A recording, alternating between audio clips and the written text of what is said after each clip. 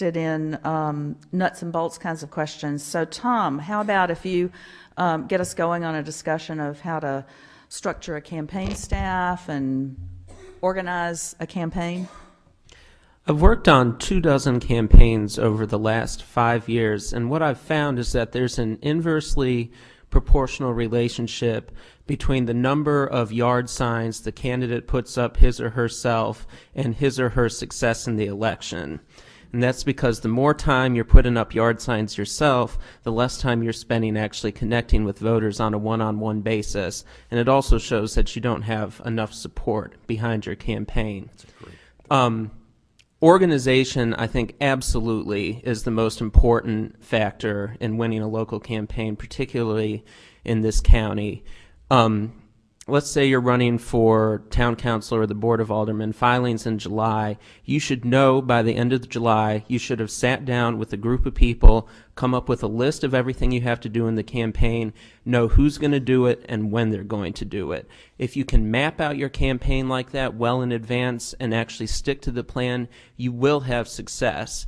And I don't think there is a one-size-fits-all approach to structuring a campaign so much as you must have a structure. But a few things that are really good to have folks focusing on individually rather than you yourself as the candidate. It's the first example I used, yard signs. It's such a vacuous form of political communication, but it's sort of one of those things where everybody else does it, so you feel like you have to do it too.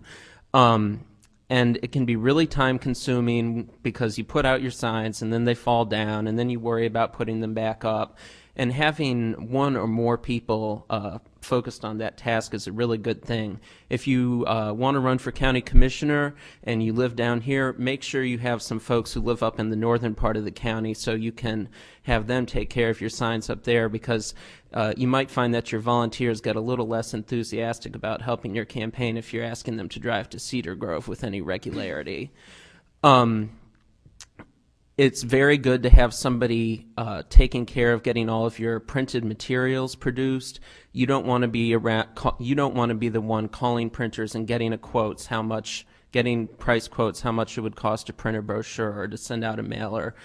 You don't want to be the one working directly with a designer to get something taken care of. You need to have folks who are experienced with this and capable with it and can do that themselves. Letters to the editor. Big thing in local elections here. Make sure somebody else is making sure that your supporters send them in. Those are just a few examples, and I think everybody else around the table can fill in the rest on that, but organization is definitely the key. What about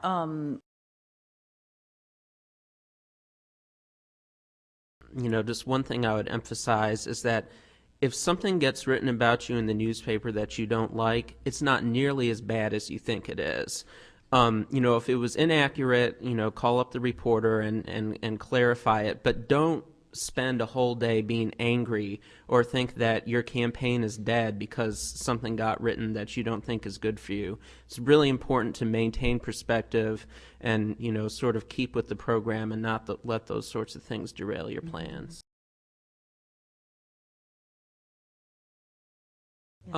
I think that in deciding how to spend the campaign funds you do have, you need to try to spend them in the way that most directly reach voters. And the reason I say that is 5% of the people who see your yard sign will vote. 20% of the people who see your ad in the Chapel Hill News will vote.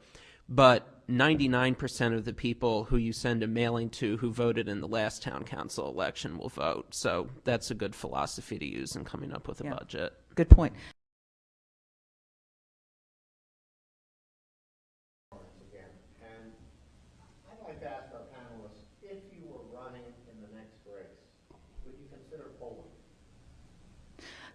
Yeah. The question is, if you were running in the next race, would you consider polling? And if you would, you might say what kind of polling you're thinking about and how much you think it would cost. Tom? I wouldn't. My best friend runs the cheapest polling company in North Carolina, and their polls cost $1,500, which on this kind of budget we're talking about is not worth it. But I raised my hand because I managed Adam Stein's campaign for Superior Court judge last fall, and Alan Bedour, one of the other candidates, spent $12,000 for a real poll to get like a real serious poll. That's how much it costs. And I thought, oh, that is the craziest expenditure ever. There's no way that is going to be worth the cost. He's just throwing away his money. Well, he went from fourth place to second place from the primary to the general election. I don't know if that poll helped him construct his campaign in a way that allowed him to get over the top or not, but clearly it did something for him. So, we're talking about the smaller races today, the city council, county commissioner kind of thing, but if you ever wanted to run for the legislature or, a multi-county judgeship, I think it probably is something worth looking to. You should talk to Alan about what it did for him. Judge Bedour.